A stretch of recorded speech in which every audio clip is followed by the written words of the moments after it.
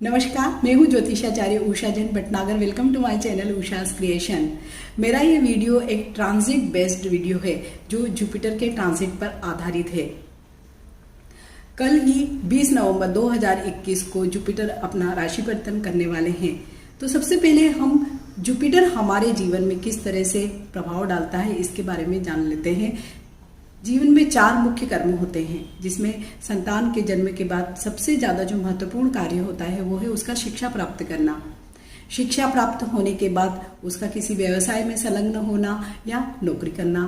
जब व्यवसाय या नौकरी मिल जाती है तो सबसे जो मेन काम, जो मुख्य काम होता है किसी भी युवा या युवती के जीवन में, वो होता है विवाह का होना।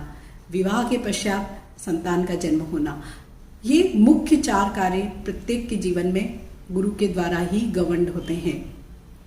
बाकी जीवन में अनेक काम होते हैं जो साइड बाय साइड चलते ही रहते हैं, लेकिन इन चारों कामों के ही ऊपर हमारा जीवन आधारित होता है और इन चारों ही कामों के लिए कुंडली में या हमारे जीवन में गुरु का ही महत्व माना जाता है।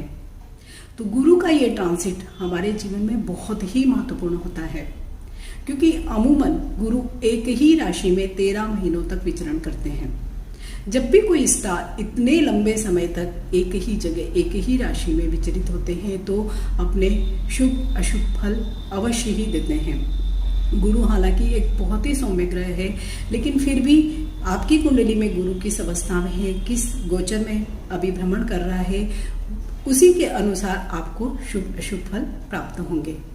तो कल 20 नवंबर 2021 को रात्रि 11:19 पर गुरु अपनी नीच की राशि मकर राशि, जो उनकी नीचस्थ राशि है, वहां से निकलकर सम राशि कुंभ में प्रवेश करने वाले हैं। तो जो भी एक साल से, क्योंकि गुरु नीचस्थ में थे तो थोड़े से प्रभावों में कमी दिखाई दे रही थी, कई अशुभ प्रभाव भी दिखाई दे रहे थे, उनमें सभी राशियों को बहुत ही अच्छे इस वर्ष संतोषजनक परिणाम प्राप्त होंगे, क्योंकि गुरु अब अपनी सम राशि में प्रवेश करने वाले हैं।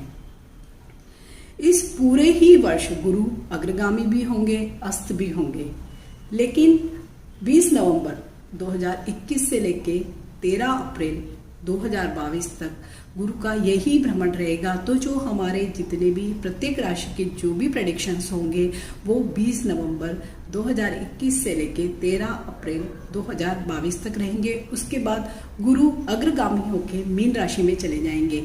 तो अप्रैल में मैं आपको अलग से सभी राशियों का क्या फलादेश होगा वीडियो आपसे शेयर करूंगी।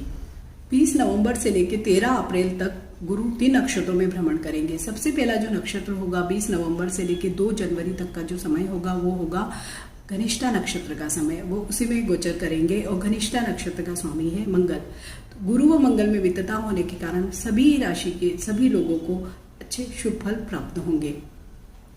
2 जनवरी से 2 मार्च तक का समय शतभिषा नक्षत्र का होगा और शतभिषा नक्षत्र राहु द्वारा गवर्न है। तो राहु और गुरु में मित्रता न होने के कारण वह समय एक मानसिक तनाव का कारण सभी राशियों के लिए बन सकता है। इसके बाद 2 मार्च से लेकर 13 अप्रैल का समय होगा पूर्वा भाद्रपद नक्षत्र में विचरण का, और वह स्वयं गुरु का ही नक्षत्र है, तो वहां पर भी बहुत ही अधिक शुभ अशुभ फल प्राप्त होंगे। उसके बाद गुरु अग्रगामी होकर मीन राशि में चले जाएंगे। सभी फलादेश चंद्र राशि पर आधारित होंगे या लग्न राशि पर आधारित होंगे।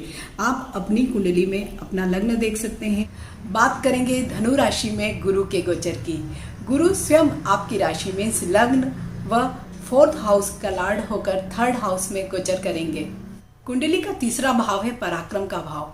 यहीं से हम भाई बहन का भाव देखते हैं, साथ ही वाणी को देखते हैं, कौटुंबिक भाव को भी हम यहीं से देखते हैं।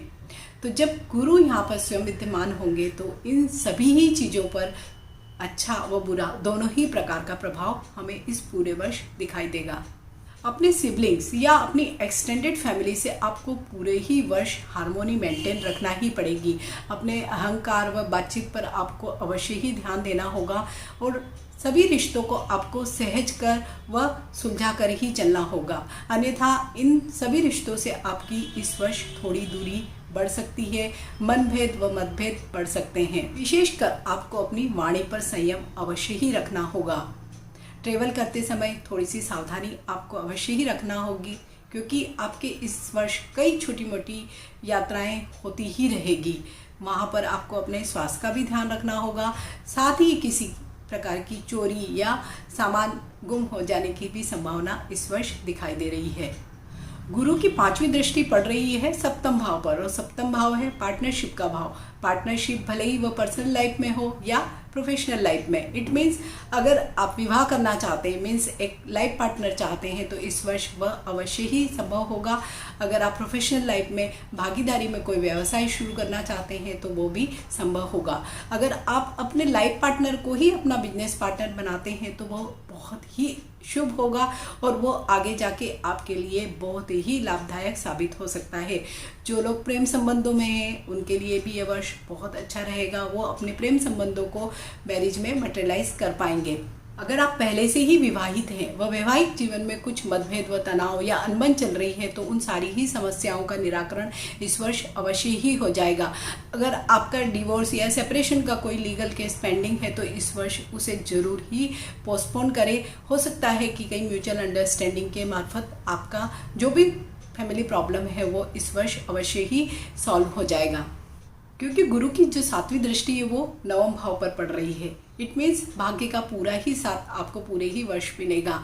जो पर्सनल लाइफ की भी जो भी प्रॉब्लम्स हैं उनको भी सॉल्व करेगा और प्रोफेशनल लाइफ में भी आपको सक्सेस दिलाएगा।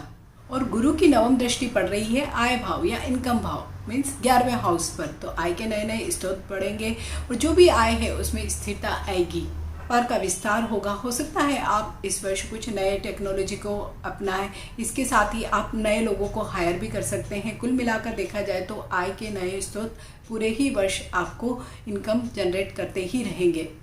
बस आपको पूरे ही वर्ष अपना आत्मविश्वास बनाए रखना है, अपना मनोबल उच्च रखना है। शत्रु पक्ष पर आप हावी रहेंगे। भूमि भवन वाहन पर आपका खर्च होगा। स्टूडेंट्स के लिए भी बहुत अच्छे अवसर होंगे। अगर वो कॉम्पिटिटिव एग्जाम्स दे रहे हैं तो उन्हें सफलता मिल रही। विद्यार्थी वर्ग के लिए भी बहुत अच्छा समय रहेगा। अगर वो कोई कॉम्पिटिटिव एग्जाम्स देंगे तो उन्हें वहाँ पर सफलता मिलने के योग होंगे। अगर हायर एजुकेशन के लिए अब्रॉड जाना चाहते हैं तो भी उनके लिए अच्छे अवसर प्राप्त होंगे। उपाय स्वरूप हल्दी की 7 गांठों को सफ़ेद कपड़े में बांधकर या तो घर के पूजा रूम में रखें या घर के नॉर्थ ईस्ट डायरेक्शन में अवश्य ही रखें। इसके अलावा पीले कपड़ों का दान करें। साथ ही हर गुरुवार को 11 लड्डुओं का भोग लगाएं और उन्हें सब में वितरण करें। ओम ब्रह्म बृहस्पताय का मंत्र जाप अवश्य ही करें।